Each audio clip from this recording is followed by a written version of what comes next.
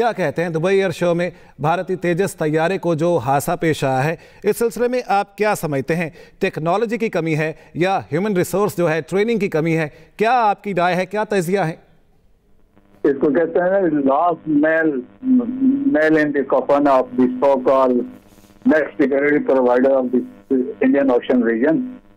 अभी आप देख लें कि दुबई एयर शो बड़ा इंपॉर्टेंट शो होता है, हर 2 साल के बाद होता है, और इसमें स्पेशली इस दफा जो होते हैं 200 एयरक्राफ्ट डिस्प्ले किए गए थे और 115 कंट्रीज में पार्टिसिपेट किया, और इंडिया अपना ये जहाज तेजाज को लेकर गया इसको मार्केटिंग करने के लिए। और देखे तेजाज का अभी तक एयरफोर्स के हवाले नहीं किया गया था, और इनका एयर चीफ तो पिछले 2-3 साल से शोर मचा रहा था कि हमें तेजाज नहीं मिले। He was criticising Hindustan Aeronautics Limited कि इनसे अभी तक हमें जहाज डिलीवर नहीं किए हैं।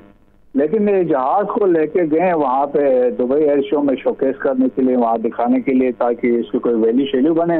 लेकिन आपने 2 दिन पहले देखा जब वो हमने सीन देखे oil dripping from one of the plane aircraft से, और फिर उनके टेक्नीशियंस को हमने देखा कि वो कैचिंग दैट ऑयल और या उसको कंटेन करने की कोशिश कर रहे थे। तो उधर ही लोगों ने सवाल उठाए थे कि भाई ये कैसे टेक्नीशियन है, ये कैसे चीज़ों को एड्रेस कर रहे हैं, शापर इस्तेमाल कर रहे हैं। और फिर उधर भी सवाल उठाया गया था कि इनकी रिलायबिलिटी जहाज की क्या है, इन जहाज की बिल्ड क्वालिटी पे क्वेश्चंस उस वक्त लोगों ने स्टार्ट कर दिए थे। तो उस वक्त 2 दिन पहले भी रेपुटेशन ऑफ तेजाज वर एट स्टेक। सो रही सही कसर जो है, आज जो जहाज क्रैश हुआ है उससे अभी देखें वो जहाज से हुई है।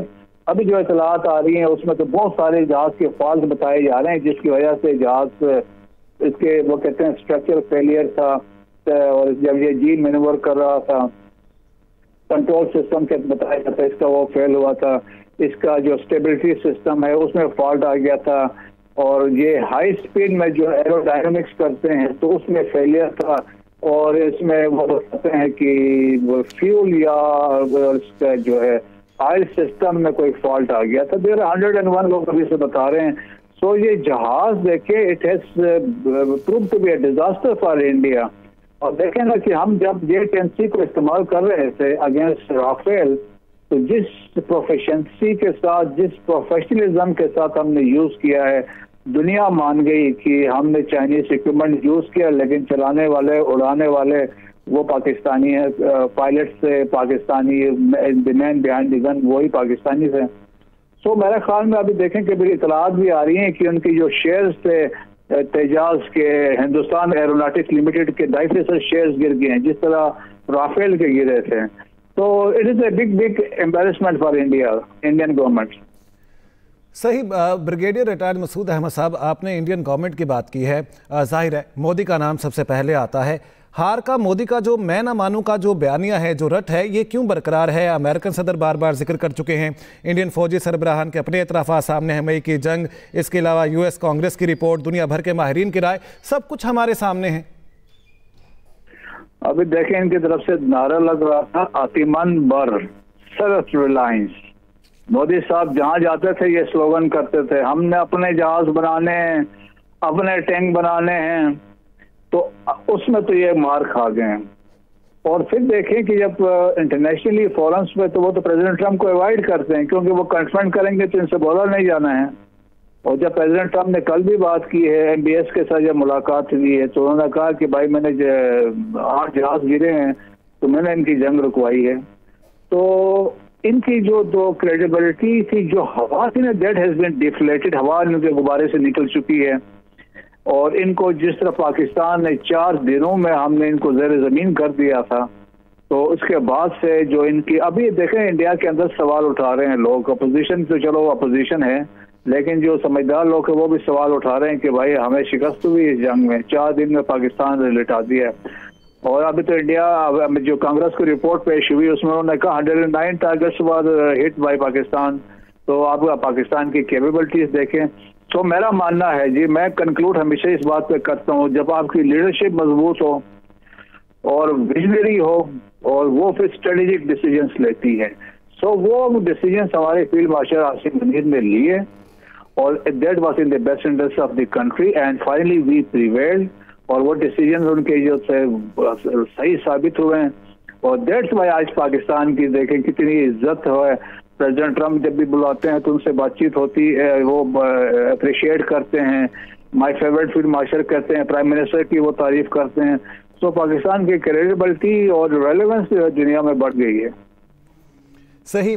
मसूद अहमद साहब, क्या समझते हैं, जैसा कि आपने जिक्र किया, सेल्फ रिलायंस का नारा लगाया गया, मेक इन इंडिया, दिफाई खुद खिफायत का नारा लगाने वाले भारत के तैयारे अगर एयर शो में ही गिर जाएं तो जंगी हालात में उनकी इस्तेदाद क्या हो सकती है? ये जो खोखले नारे हैं, दावे हैं, इनको किस तरह से डिस्क्राइब करेंगे? इंडियन फौज फजाया की नाकामियों और कमजोरियों को किस तरह डिस्क्राइब करेंगे? अभी देखे ना, बिल्कुल यही है कि जो जहाज अभी तक आपने कमीशन नहीं किया, जिस जहाज को आपने एयरफोर्स को हैंड नहीं किया, तो उस जहाज की रिलायबिलिटी पे सवाल तो लोगों ने उठाने शुरू कर दिए। इवन इसकी बिल्ड क्वालिटी पे लोगों ने सवाल शुरू कर दिए, इन्होंने कैसे जहाज बनाए हैं। तो जहां पे अभी देखें जो दुनिया में लोग इनसे परचेजेस कर रहे थे, वो 100 दफा सोचेंगे कोई इनसे चीज लेते हुए कि ये माल फंक्शन भी कर सकता है। अगर आपको याद है वो बरामोस जो था एक मियां चनू में आके गिरा था, तो वो भी इस तरह के वाकयात हो सकते हैं। तो मेरे ख्याल में इंडिया के लिए हर आने वाला दिन बुरा साबित हो रहा है। सही। मसूद अहमद साहब, क्या ये कहना दुरुस्त होगा कि भारतीय फौज और भारतीय फजाया की असल कारकर्दगी वही है जो पाकिस्तान ने प्रैक्टिकली दुनिया को दिखा दी है? भारतीय एयर डिफेंस और पायलट ट्रेनिंग दोनों कमजोर हैं। देखिए, किसी जमाने में यकीनन इंडिया, हम कह सकते हैं इंडियन जो आर्मी थी, उनकी नेवी एयरफोर्स, ये प्रोफेशनल आर्मी तस्वुर की जाती थी। लेकिन जब से बीजेपी आई है, एक तो उन्होंने इनको पोलिटिसाइज कर दिया है, सेकंड इनको कर दिया है सेमनाइज कर दिया है। तो अब जो इनके चीफ्स हैं वो उस कोशिश में लगे हुए किसी तरीके से मोदी को कैसे खुश कराना है, राजनाथ सिंह को कैसे खुश कराना है। वो टेम्पल्स जा रहे हैं, वहां से वो सेफरान कलर का वो मफलर्स लेके पहन रहे हैं। तो ये उससे आपकी जो प्रोफेशनलिज्म और आपकी कम्बट प्रोफेशनसी पे वो चीजें खत्म हो जाती हैं। तो वो मेरे ख्याल में वो सारी वो चीजें थी जिसके बाद इनके लिए शर्मिंदगी उठानी पड़ रही है। और प्रोफेशनलिज्म से निकल के आप आके जब सियासी बयान देने शुरू कर देंगे तो फिर यही होगा। सही। मसूद अहमद साहब, one of the best आर्मीज in the world, आप उसका हिस्सा रहे हैं, पाक फौज का हिस्सा रहे हैं, क्या मशवरा देंगे इंडियन फौज को, मोदी को? मशवरा यही है कि आप हमें पाकिस्तान को अंडर एस्टिमेट न करें। जिस तरीके से हमने मार के हक और बुनियाद महसूस में जवाब दिया है, और हमने ये भी कहा इस दफा जवाब जो होगा उससे भी ज्यादा लेथल होगा, पेनफुल होगा, इट विल बी मैसिव होगा, और we will start hitting India from the east. Arunachal Pradesh से लेके राजस्थान की तरफ आएंगे। So we can hit across India, even लक्ष्य जो अंडमान और निकोबार आइलैंड्स है वहां तक हम हिट कर सकते हैं। तो मैसेज वाजे है कि पाकिस्तान के आगे अंदर टेररिज्म वो न करवाएं, अफगानिस्तान के साइल को, प्रॉक्सीज को पाकिस्तान के अगेंस्ट यूज न करें। सही। मसूद अहमद साहब, 19 नवंबर को एक वीडियो सामने आई थी इसी दुबई एयर शो के दौरान। इससे पहले दुबई एयर शो में भारतीय तेजस तैयारे की ऑयल लीक की वीडियो आपने भी जिक्र किया। तभी पाबंदी नहीं लगा देनी चाहिए थी इंडियन फजाइया पर। मेड इन इंडिया की जो टेक्नोलॉजी है उसका जोम है, तैयारा गिरने से पायलट्स की जो जान को गैर जरूरी रिस्क में नहीं डाला गया। बिल्कुल ऐसा ही है। देखा ना, तो अभी तो सवाल तो यही तो लोग उठा रहे हैं ना कि वो जो नारा था मोदी साहब का, अतिमन बर की सेल्फ रिलायंस के हम जहाज बनाएंगे, वो तो हो गया ग्राउंड। और अब तो फिर देखें कि अब तो दुनिया में कोई इनसे परचेजेस नहीं करेगा, और जो जहाज की क्रेडिबिलिटी गई है, आप जो मर्जी अभी करें। और अभी तो इनके शेयर्स भी गिर गए हैं हिंदुस्तान एरोनॉटिक्स लिमिटेड के, क्योंकि इसमें 2 नंबरी हो गई और ये सारे हुए। तो मेरे ख्याल में इंडिया के लिए आप समझ रहे हैं कि एक सबक है कि अब ड्रामाबाजी से निकल आए हैं और प्रोफेशन की बात करें। मसूद अहमद साहब, ये किस तरह हो सकता है? ड्रामेबाजी से कैसे बाहर निकले हैं? आप नहीं समझते कि मोदी हुकूमत दिफाई शोबे में प्रोपेगेंडा, शो ऑफ पावर पर ज्यादा तवज्जो दे रही है? बिल्कुल ऐसा ही था। देखें कि प्रोपेगेंडा ज्यादा है और मीडिया को ज्यादा यूज करते हैं, पाकिस्तान को फोकस किया हुआ है, और इस तरीके से सोशल मीडिया भी यूज हो रहा है। और जिस तरीके से अभी अफगानिस्तान में अफगान तालिबान रजीम के साथ मिलकर भी पाकिस्तान को नुकसान पहुंचाने की कोशिश कर रहे हैं। और फिर ये लोग फॉलोअर्स है चाणक्य, कुतलिया के और जोसेफ गॉबल्स के झूठ बोलते हैं, और झूठ को बार बार बोलते हैं ताकि लोग उस पर यकीन करें। लेकिन आप फंस गए हैं। ये जो प्रैक्टिकल वाकयात रूनुमा हो रहे हैं, और जिस तरह कल रिपोर्ट कांग्रेस में गई और इसमें कहा पाकिस्तान की वाज़ेह कामयाबी हुई है, तो उससे भी मैं समझता रही सही कसर जो है यहाँ पे आज ये भी पूरी हो गई। जो नया जहाज था वो गिर गया।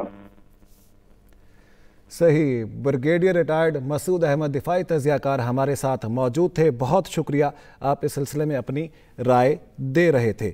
मोदी सरकार को एक से बढ़कर एक हजीमत का सामना करना पड़ा है। भारतीय फ़ज़ाया को आलमी सतह पर बड़ी सुबकी का सामना करना पड़ा है। दुबई एयर शो में भारत का जंगी तैयारा गिरकर तबाह। खबर एजेंसी के मुताबिक तैयारे को हादसा एयर शो के आखिरी रोज़ पेश आया है। इसी सिलसिले में मज़ीद बात कर लेते हैं। ब्रिगेडियर रिटायर्ड नवाज साहब हमारे साथ हैं।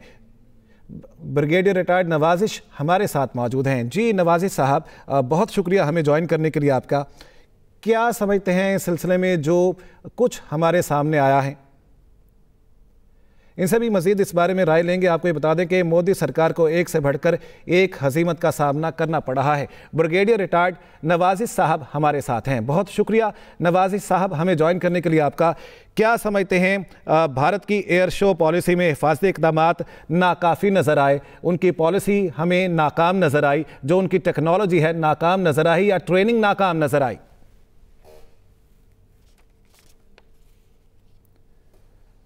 आपको अपडेट करेंगे इस सिलसिले में। मोदी सरकार को एक से बढ़कर एक हजीमत का सामना करना पड़ा है। भारतीय फ़ज़ाया को आलमी सतह पर बड़ी सुबकी का सामना करना पड़ा है। दुबई एयर शो में भारत का जंगी तैयारा गिरकर तबाह। खबर एजेंसी के मुताबिक तैयारे को हादसा एयर शो के आखिरी रोज़ पेश आया। पायलट से मुतालिक मालूमात हासिल की जा रही हैं। इब्तदाई रिपोर्ट के मुताबिक तैयारा तकनीकी खराबी के बाइस गिरा है। हादसे के बाद एयर शो आर्जी तौर पर